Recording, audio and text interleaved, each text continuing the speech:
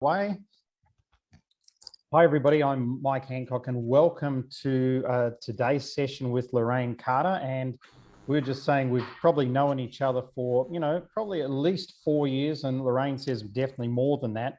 But she's actually been in business. It's coming up 30 years where she's been a persona branding and design, guru, really. And I think I love this statement. You say branding is not marketing or design, but a bedrock strategy supporting and directing your whole business so it empowers you to transform your own brands and increase your sales. So today, Lorraine, you're joining us from Dublin in Ireland, and you've got people, I think, from at least 5 different continents on the call that I can see so far. So welcome. You've got some locals on the call, some local people in Dublin. I just see people on the call from London here, Europe, and then moving right across Asia and into Australia and New Zealand as well. So lovely to have you, and we're looking forward to hearing from you. You wanted to share a presentation, right? That's right, yeah.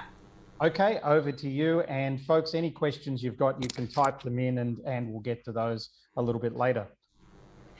So before we kick off, a question I have for you. On a scale of 1 to 10, 1 is abysmal and 10 is amazing, where would you rate yourself, your brand and your brand strategy as strongly differentiated, trusted and sought after because you're seen as your ideal target audience's best choice, consistently achieving higher revenue and referral? Now, don't shout out a number. There are no 1, 2s or 3s here. 4, 5 and 6, you're doing reasonably well. If you're a 7 or 8, you're in a strong place. Today is about helping you close that gap to be a 9 or a 10. Now, I know you're undoubtedly, very strong leaders, business owners, decision makers and entrepreneurs with a really solid track record. And the last year probably challenged many of us in different ways. But having said that, there are significant opportunities for growth on multiple fronts. So today is about helping you reevaluate how you differentiate, innovate, and align your business and brand more effectively to maximize on that potential.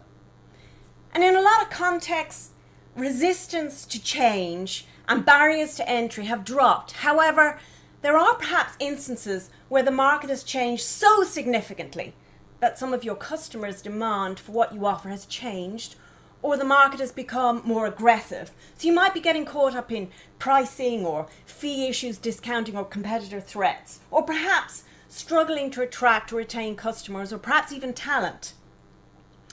You may be considering a business or organization model adaptation, consolidation or extension of a service offering, new product development, or a brand refresh to maximize on change, and are not entirely sure where to start to ensure you differentiate and attract more of your ideal audience to achieve that higher revenue, to get a maximum return on your investment. So in my 20 plus years of working with large and small organizations like maybe Mgi in the UK, or Castle Brands in the US, or Enterprise Ireland, or Solace, the state agency in Ireland, tasked with building a world-class further education and training sector for Ireland's future, or Nestle, Law Society, Aberley Luxury Yachts in Greece, or Statuti in Germany, or even Thunder's Bakery here in Dublin. And in over 10 other countries worldwide, I've seen businesses and organizations with superb products or services struggle simply because they haven't differentiated themselves enough relative to their competitors, or given their customers, their ideal target audience, a really compelling reason to choose them instead of a competitor. They haven't evaluated the market and competitors from the context of their brand and target audience or customers. So they're highly differentiated, credible, trustworthy, highly visible and much loved. And they're not making that customer journey or buying experience really great from a customer perspective. You will have greater clarity to make more informed choices because you can better evaluate the market versus your organization and your brand. You'll have a frame of reference behind the strategy underpinning those key decisions, and perhaps point the way differently for identifying those vulnerabilities as well as strengths and opportunities for innovation and growth. You'll know more about how to become highly differentiated, visible, credible, trusted, and much loved, so you can command a premium and leave your competitors far behind. Achieve the commercial rewards you so richly deserve. You'll know more about the importance of psychology in brand strategy to influence your ideal target audience. The essentials to build a differentiated powerhouse brand, and how to evaluate and leverage change in the context of your brand, business, your strengths, vulnerabilities, and opportunities for innovation and growth from a brand perspective. So you're not making short-term changes, but understanding the bigger drivers behind longer-term emergent trends to drive consistent growth and build resilience. I'll also be sharing some insights on the systems behind strongly differentiating, standing out, being highly visible, credible, and much loved, and trustworthy as from the perspective of your ideal customers, and what the essentials are behind being the one, the brand that commands that premium pricing power.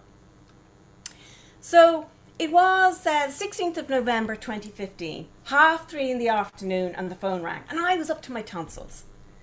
And a woman called Ozana was on the line. In truth, I didn't know her, but she changed that really quickly because the line was just pulsing with her energy.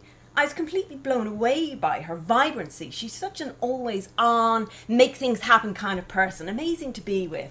She got straight to the point. She's very direct. And she told me how she wasn't connecting successfully with her customers and all the problems in her business. You know, Lorraine, we're superb at what we do, but it's not being reflected in our brand or the level of business we should be doing. In fact, I think our brand and everything about it is a complete mess. I'm not clear on what's wrong, but it's not working. And it's costing us money. Worse still, our competitors are doing better with much lower quality offerings. Things have got to change. Because if we don't change, we'll continue to struggle and are going to lose key staff, lose money, or worse still, go bust. I've hired supposed consultants and it's been a total waste of money. So I'm contacting you because I heard you get results. Nothing like being put on the spot, is there?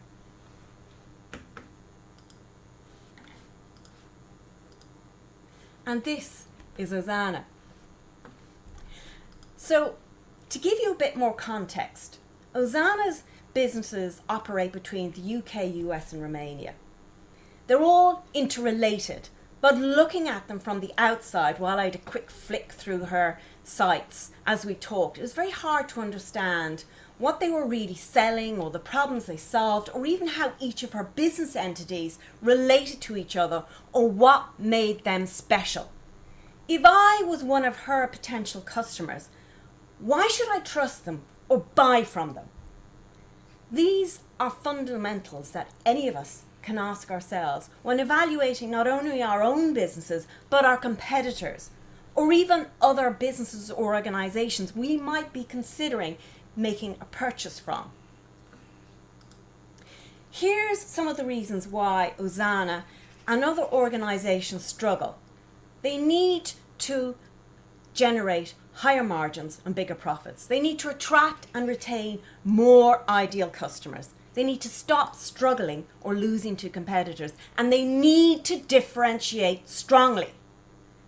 So the question you might reflect on is, which of these are relevant to your business and brand? You see, there's a common theme here, regardless of your sector. And that question is, what business are you really in?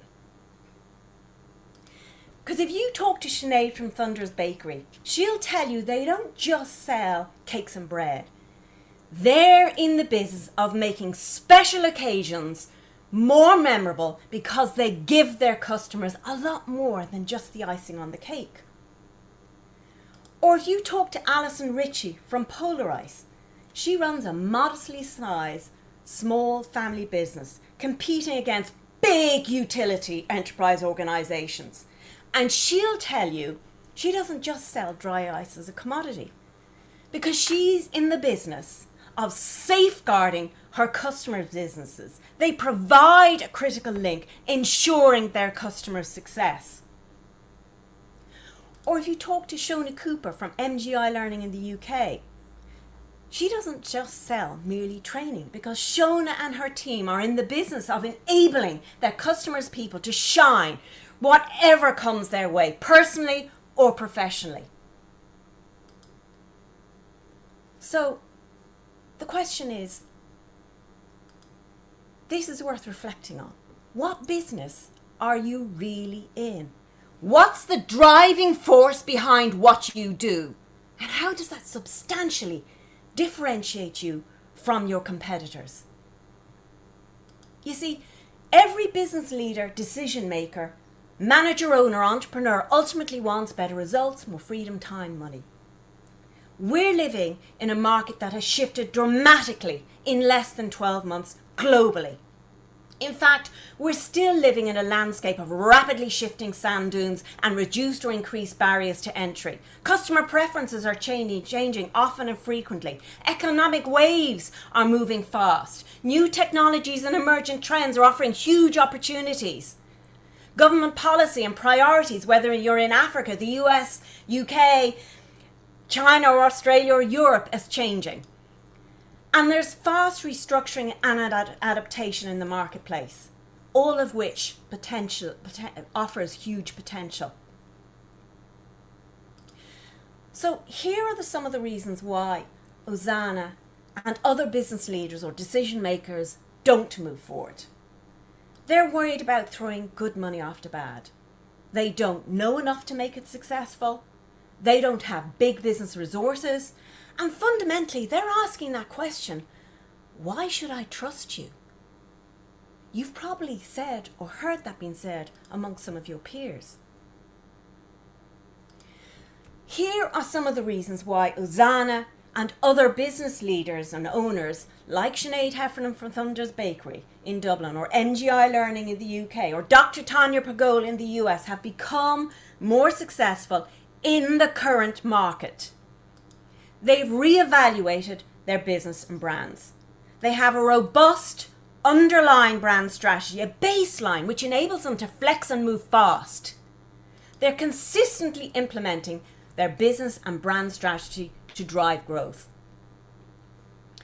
Ozana decided that she'd have to make some fundamental changes, reevaluate the business from a customer perspective, and also relative to her competitors. Differentiate significantly so they could become a lot more compelling to their ideal customers, the ideal choice from a customer perspective, because doing more of the same simply wasn't going to work. And I'll also share more with you about how she's adapted in the current context and succeeded in driving growth. In fact, speaking to her in the last month, she's been more profitable in the last year than before 2020. So listening closely to Ozana as she delved more deeply into her business, I then asked her a question when she paused for breath that I'd like to share with you too, because it's one we all need to pause and reevaluate even more frequently when the market is highly dynamic. And that question is, how do you want your customers to feel and think every time they hear your name or interact with your brand through your services, products, and people?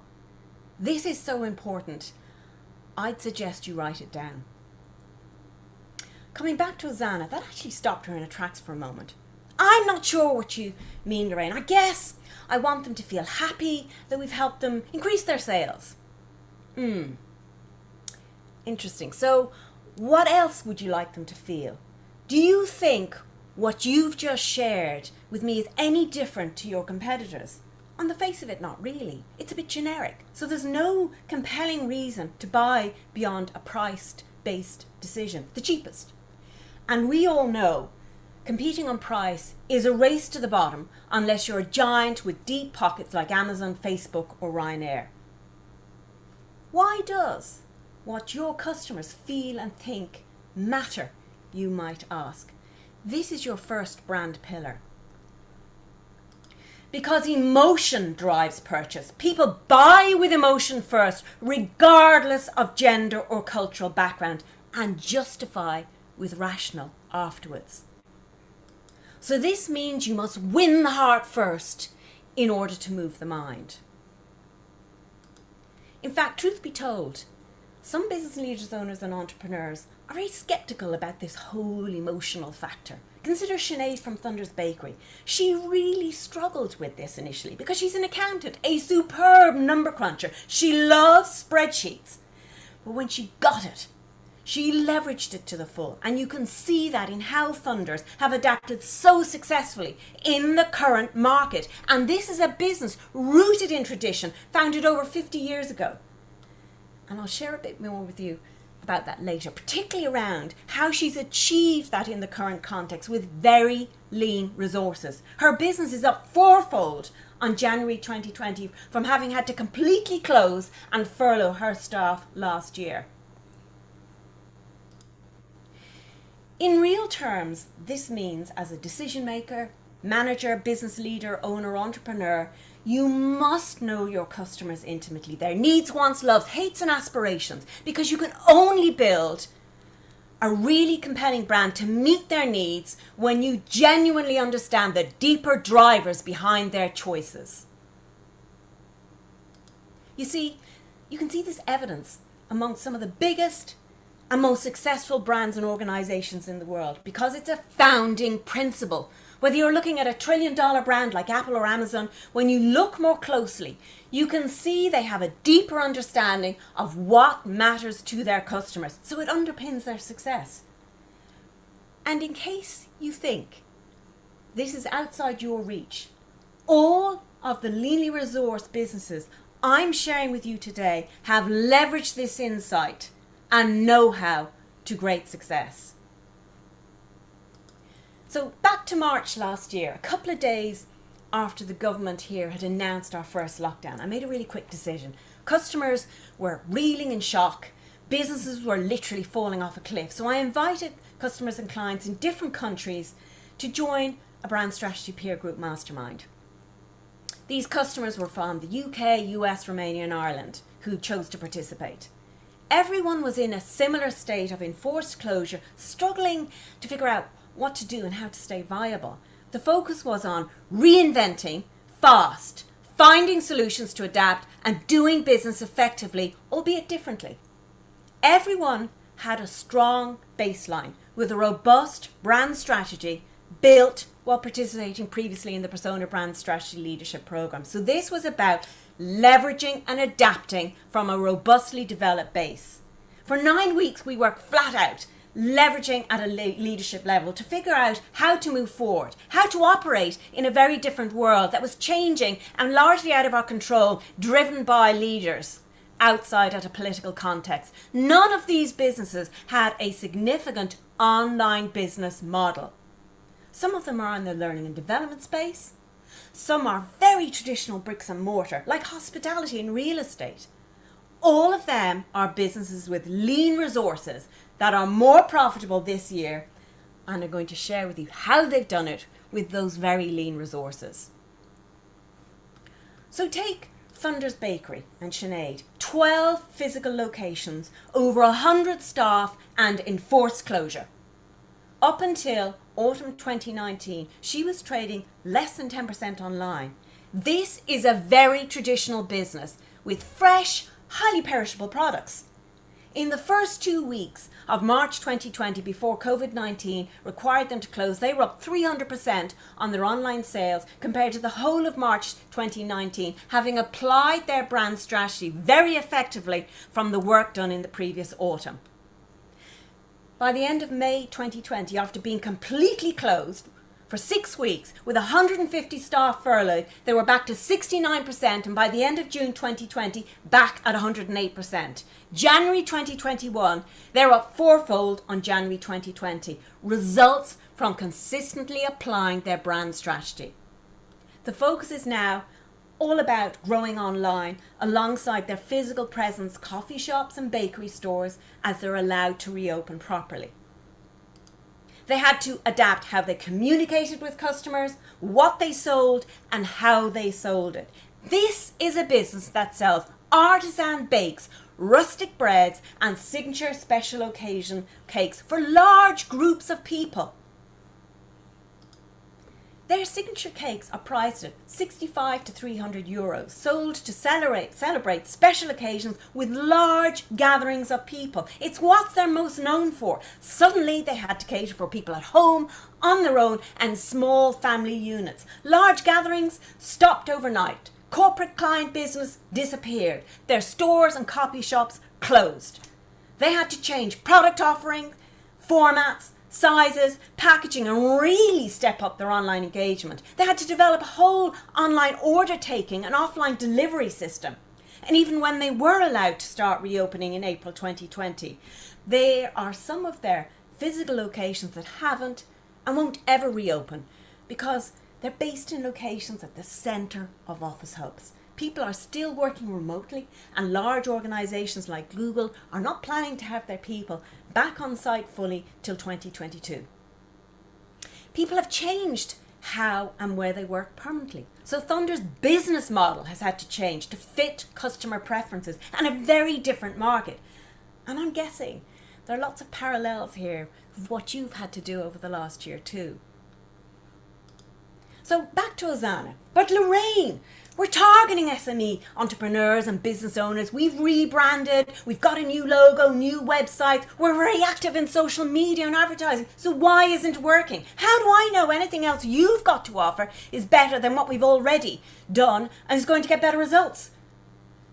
This was Ozana's issue, and you may have had similar experiences. You've possibly already spent a lot of money on design, website and social media, marketing and advertising, and it didn't always work as well as you'd like.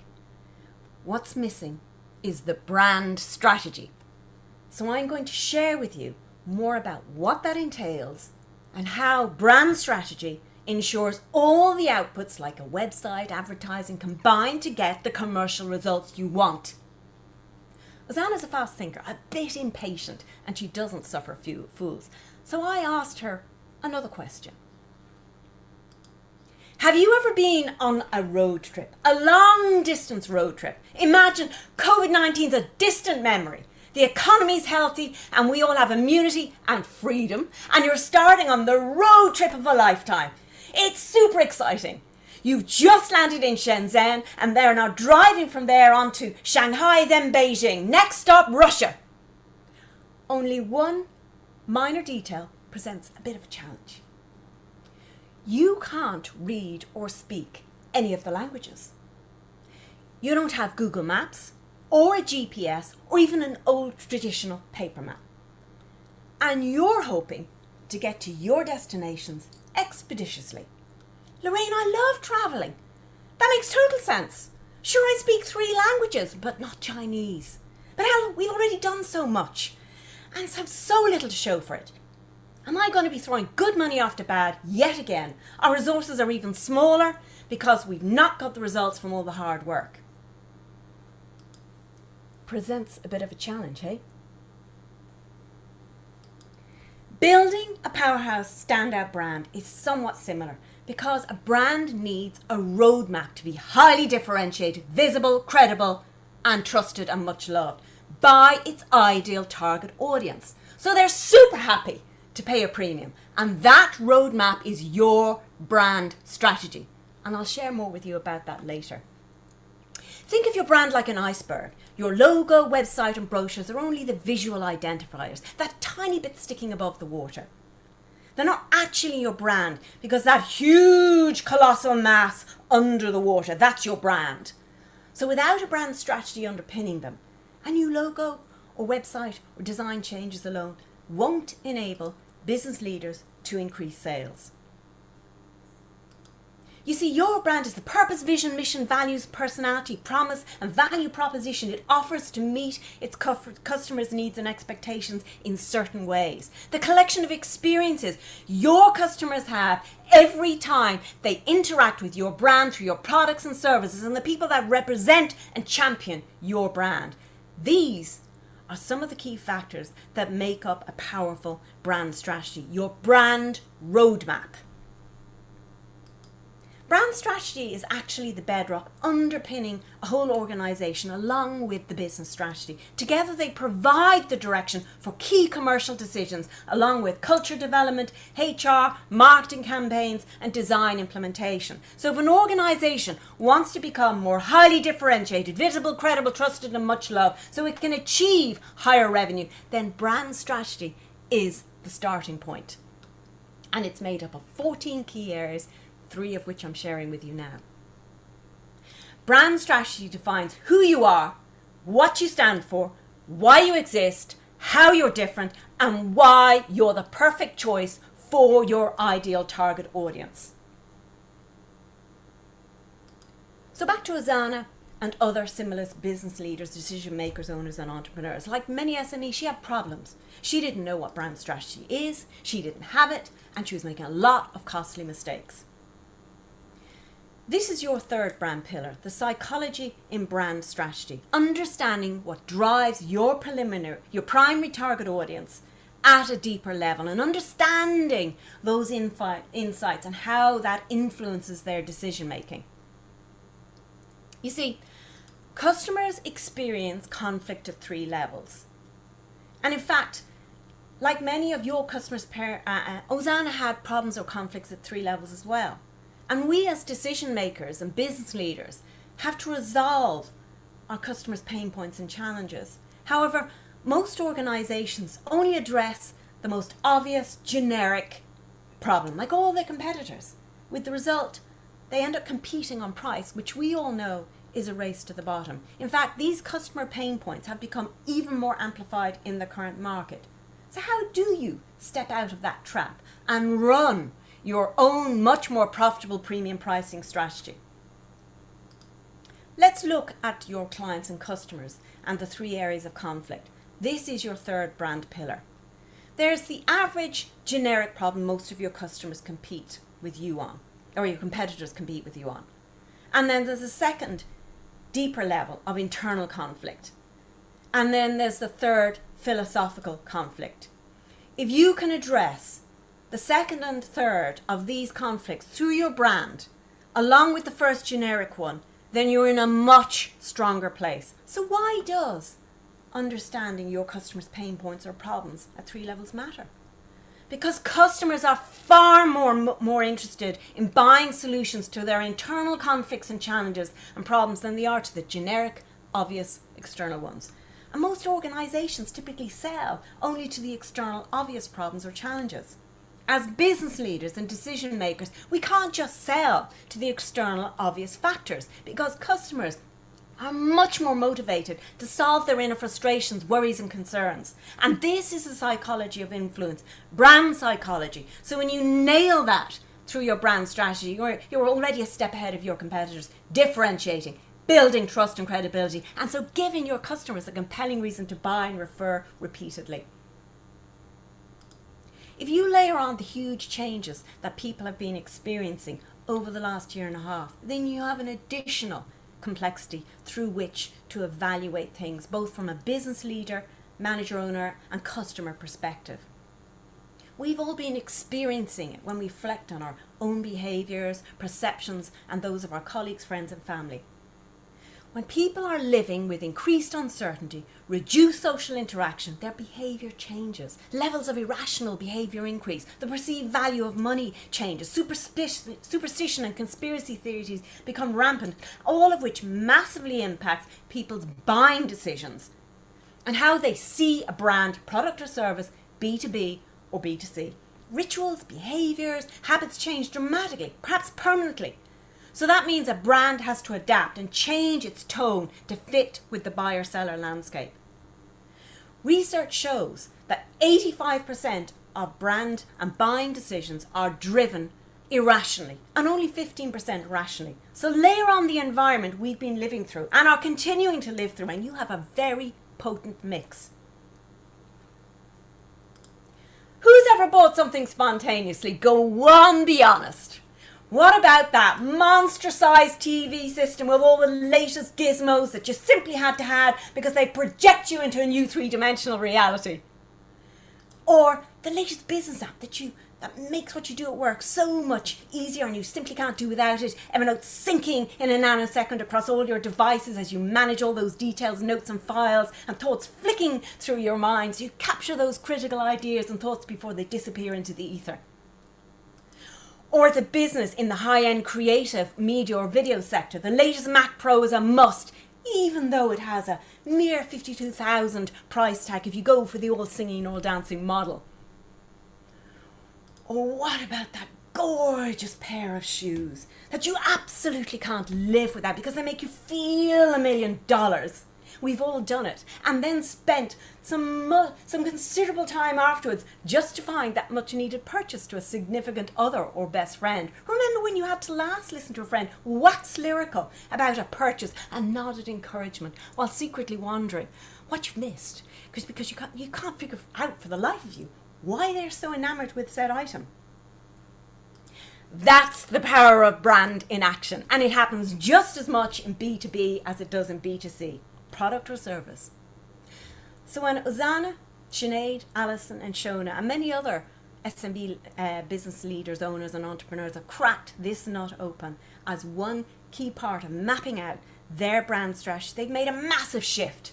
So enabling them to be in a much stronger position to differentiate, resonate and attract their ideal audience and convert those into customers and command a premium. So the key things you need to remember here are that emotions and customer pain points drive purchase. People buy with emotions first, regardless of gender or cultural background, and justify with rational afterwards. So you must win the heart first in order to move the mind. Every strong brand has a clear roadmap to differentiate and build trust. Be visible, lovable, profitable. To be the one, that roadmap is your brand strategy. And business and brand strategy must work hand in hand to drive commercial decisions and provide the direction for culture development, marketing, communications and design to achieve higher revenue. These are some of your key pillars to brand and business success. And there are in fact 3 overarching areas. In simplified terms, the ABC of brand building: analyze, build, convert.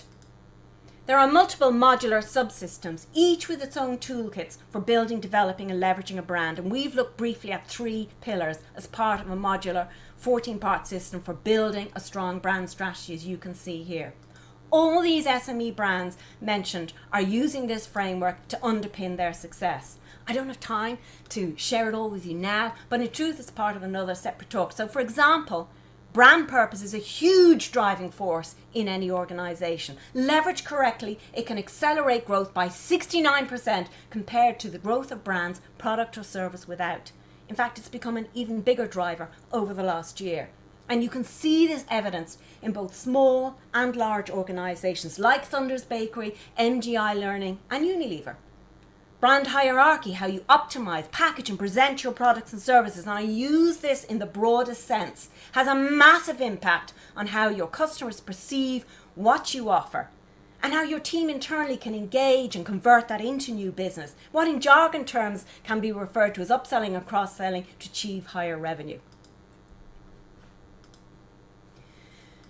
And this is actually part of our system, which is also used in the Economist Group. So whatever you're selling, this system is applicable regardless of what sector you're in.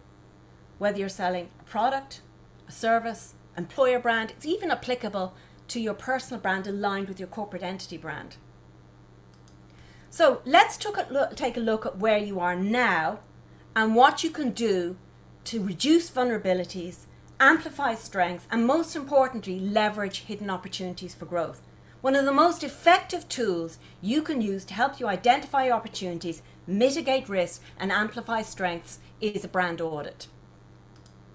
At the end of this talk, I'm going to share a link with you so you can actually access this persona ebook to help you make better decisions moving forward. We actually sell this on the site, but I'm giving it to you today complimentary. And you can see some of the content, and if you'd like a copy, I'll share the link with you at the end of this talk.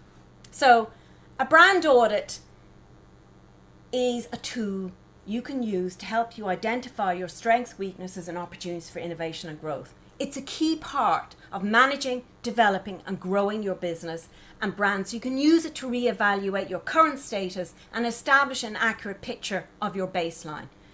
Your brand, business, and the market are all highly dynamic entities which either work very cohesively to drive growth or underperform. So this tool enables you to leverage hidden opportunities for growth. It's not a quick review of the numbers. A comprehensive brand audit reveals new growth opportunities and how to resonate with new and existing customers.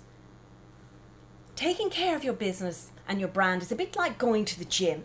Exercising regularly, multiple times a week. The day you stop regular exercise or healthcare is the day you start to decline and eventually lead to your own demise.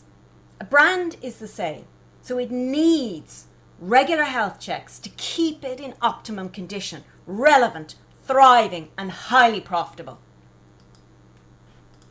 We're living in constant cycles of disruption, and the key is to identify where the opportunities lie in that cycle of disruption so you can innovate, be the disruptor, not the disrupted, and leave your competitors far behind. A brand audit is a tool that helps you identify and harness those opportunities to reinvent, stay relevant, and grow.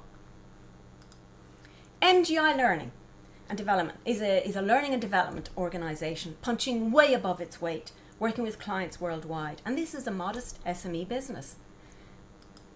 They have some very rigorous IP that's very highly regarded in the market. Yet after being in business for over 20 years, they needed to reevaluate to stay relevant.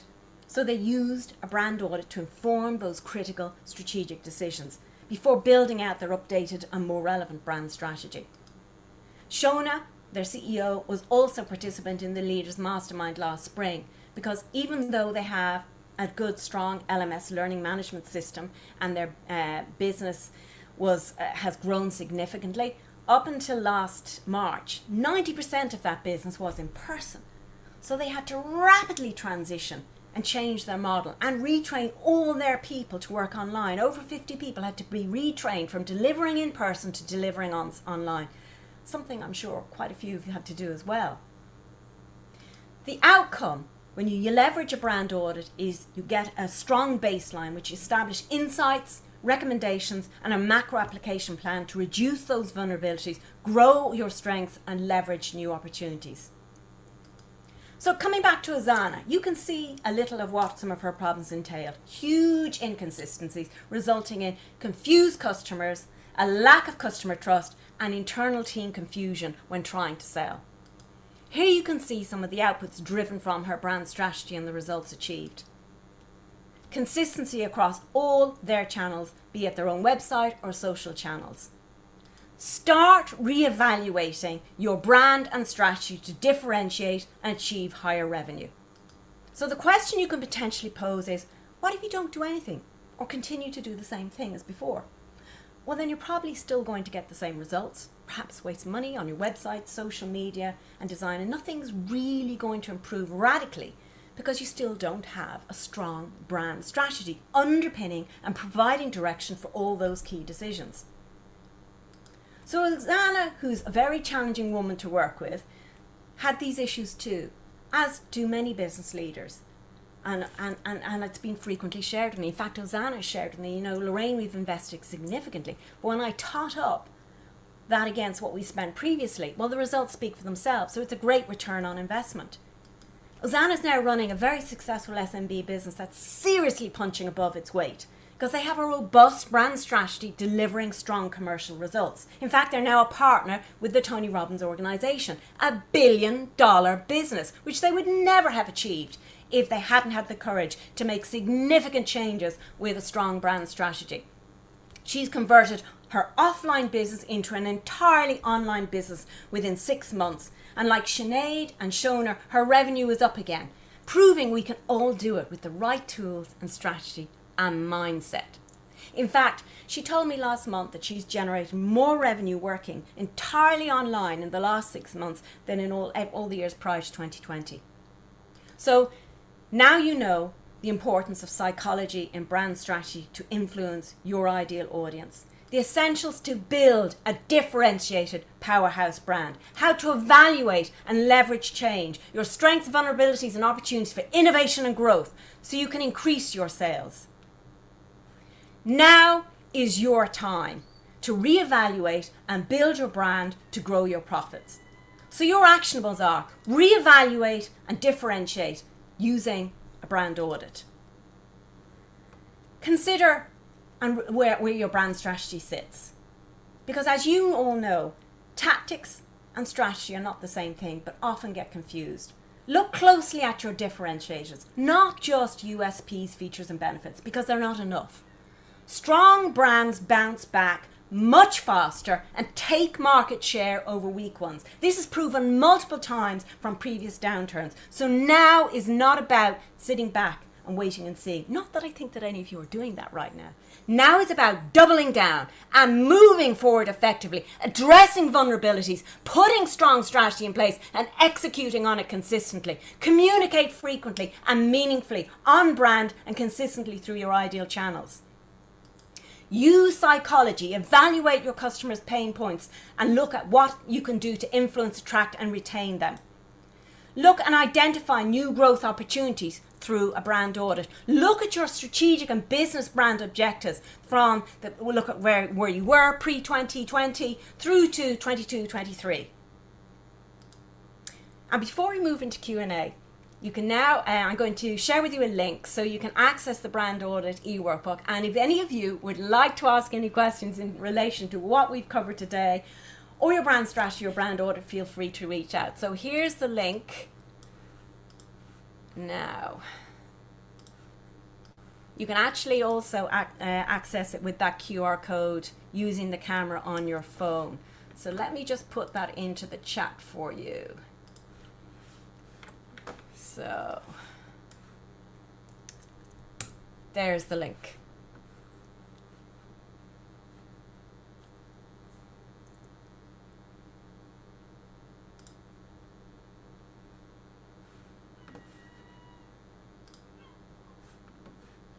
Lorraine, that was excellent and a very, very polished presentation, I have to say. And I loved your use of your blueprints and also of your case studies. And we'll jump into questions now. And I noticed you're using Google Forms on your thing because I downloaded the QR code. But I'm interested in asking you about the bakery. So once they did the brand audit, what was the one key or two key things that they realized about their business that they changed that took them from heading down a slippery slope to actually, putting the icing on the cake, so to speak? The biggest thing that shifted, and ironically it's the thing that was that Sinead was most skeptical about, was understanding, because she's an accountant, she loves numbers, so she's not, at that stage she wasn't so clued in or engaged in all the emotional driver stuff and the psychology of influence. So for her, the big shift was when she had a much better understanding of the drivers from a customer perspective. And most small businesses, you might have maybe 5 to 10 purchaser personas, and you'll have then the pain points that you identify with each of them. Because of the nature of her business, she actually had close to 20. And even when she started, because she evaluates everything from a numerical perspective. So when she did the numbers, say around, off-peak times, when she had the elderly, old reliables coming in frequently at, off-peak times, mid-afternoon, She established then there's certain products that she wasn't really placing so much emphasis on that were really important and really profitable, say, to that customer. And then we looked at, what are the emotional drivers going to be? And with the massive shift, those customers coming in to make their regular purchase, most of them just couldn't move to operating online. So we had to look at how do we engage them, how do we leverage them, then the connections, which would be their children, adult children, potentially, or nearby friends to actually engage and make the purchases on their behalf. So then we had to look at what are the challenges of that group. And then how do we look at, you know, significant occasions that happen every year, whether it's Christmas or Easter or around religious events. How do you take and adapt that? So we looked at, okay, what are the drivers? People are feeling really uncertain. How do we change so the brand becomes part of bringing some of that certainty and comfort back to people's lives? Because it's a well-established brand. It's around a long time. So it has a strong emotive base. So we've amplified. So for those of you who are Irish and you go take a look at her, we've got a much better understanding of the customers. But for example, we've amplified the Dublinisms of the colloquial because our predominant market is the Dublin base. So we've become more Dub and much more emotive in how we engage. And then we've developed packages that are very specific for more vulnerable types of customers. Then say, for example, earlier this year, again, because people are living in uncertainty, we've had long periods of lockdown. We're probably going into more.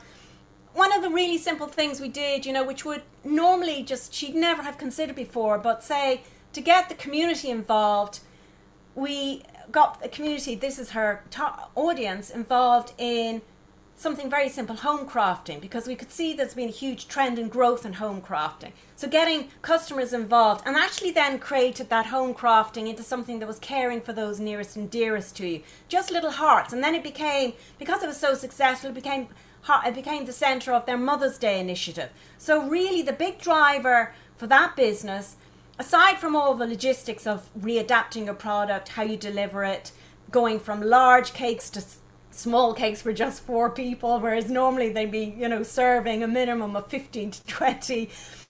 All the emotional drivers around what people needed and making, because our lives got shrunk to so many restrictions, looking at making occasions out of smaller things instead of it being the big things that happened with large groups of people.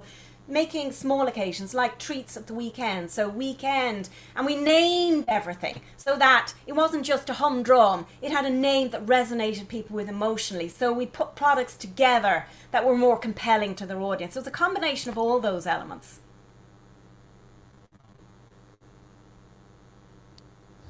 Just had myself on mute there because somebody just decided to start drilling in our building just towards the end of the call. So that's always good, isn't it? That's fantastic, and I love that answer, and it was a really good detailed answer as well. And I saw Paul nodding there about, you know, going for the smaller stuff and making an occasion out of everything, which really made sense. And I think there's been some really good deliverables and some really good feedback in here. If anybody wants to ask a question, just raise a hand and I'll hand you the microphone. Otherwise, I'll keep going because I have a couple of other questions for Lorraine. Lorraine, when somebody goes through the brand audit, because everybody thinks, you know, when they think of brand, they think of logos and colors and typeset and all of that sort of stuff. And, you know, I think you gave some good slides there on, you know, the touching on the psychology and who's your customer and that type of thing.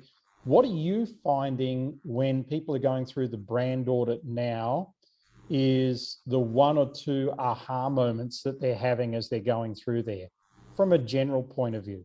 From a general point of view, it's getting people to step back from all those visual assets because people are very attached to them emotionally, and particularly if they've had them over a period of time or they've developed them, they've often developed them from a very personal perspective. And it's trying to get them to step back from that emotional attachment to their own, let's call them brand assets, which may not be brand assets because they may not be delivering what you expect or want commercially. Is getting them to step back and look at those underlying factors.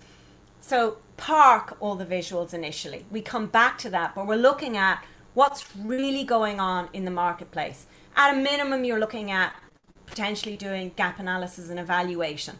But all the time, the biggest factor we're looking at is what are the emotional drivers. So you're looking across multiple areas, what is driving those decisions? Because frequently people do not look at them. And that's usually the biggest aha for everybody. And then you start breaking that down, right? So what's the emotional driver in this context?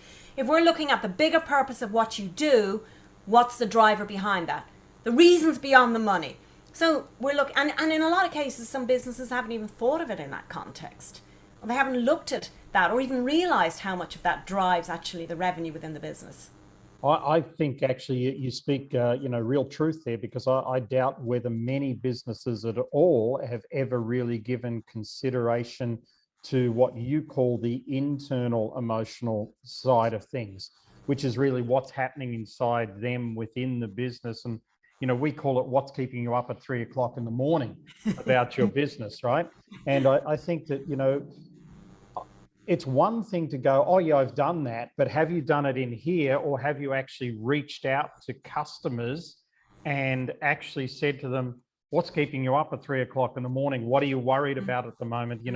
Et cetera, et cetera. And we've got different people from different businesses in here. Paul does employee productivity engagement. Elmo's in digital marketing. But all of those things, when you look at that, what's keeping a client who wants digital marketing up at 3 in the morning, what are they emotionally dealing with at the moment that's relevant in that industry, I think is a really good thing.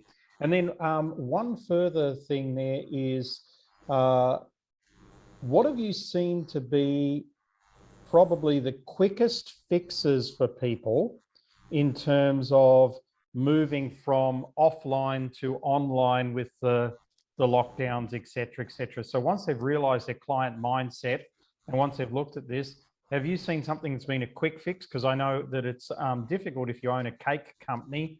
You've got to, you're not going to stop making cakes necessarily, although you could go into online cooking schools. But have you seen anything that's been quick fixes for people that's worked? Are they going to masterminds or anything like that? Or what are they doing? I mean, I guess if I look at just our own clients and customers, if we just even take that mastermind that we ran last spring, that was just very much a case of like, get your mindset right here and go back and look at the key factors, because you fundamentally have a robust business. The business hasn't lost in and of itself relevance, but the way in which you deliver it.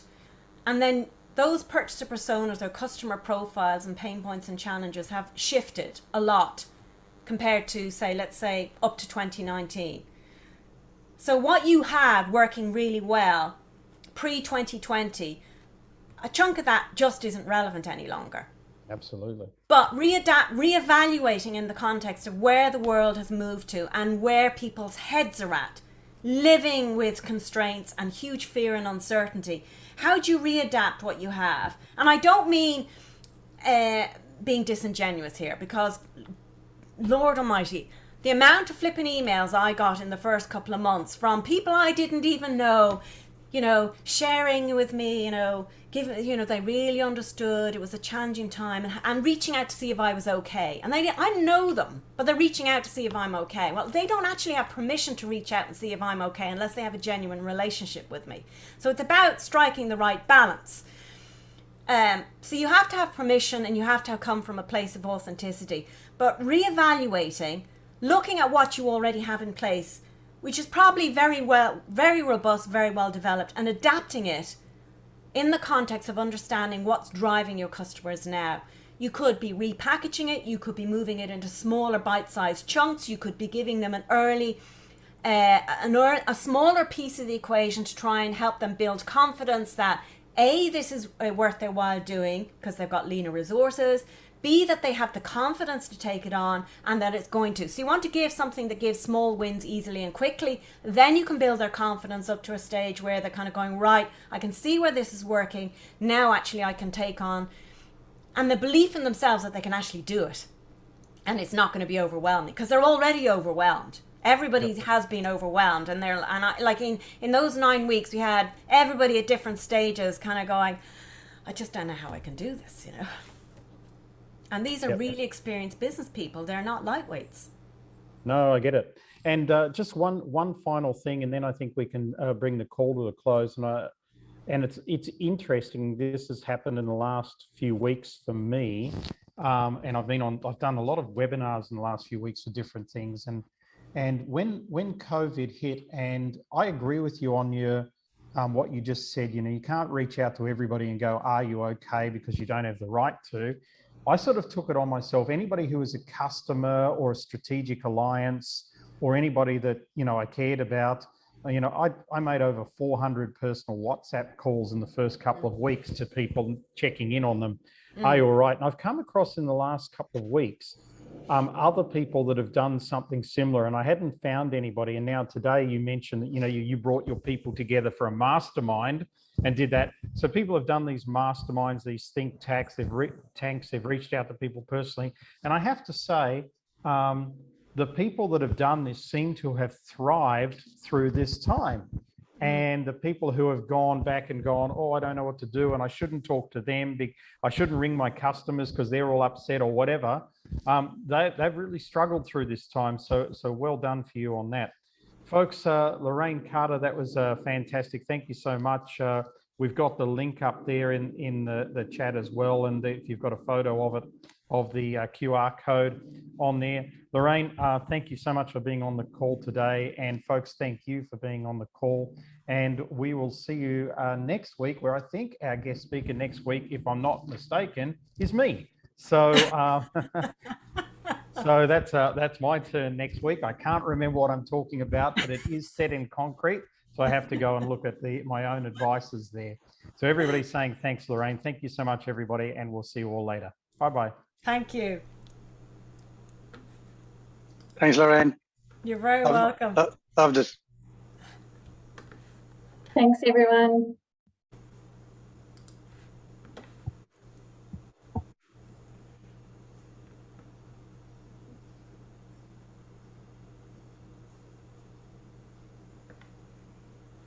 Thanks, Lorraine. That was really good, and I hope you get some business out of it. And I definitely think you will from our extended audience.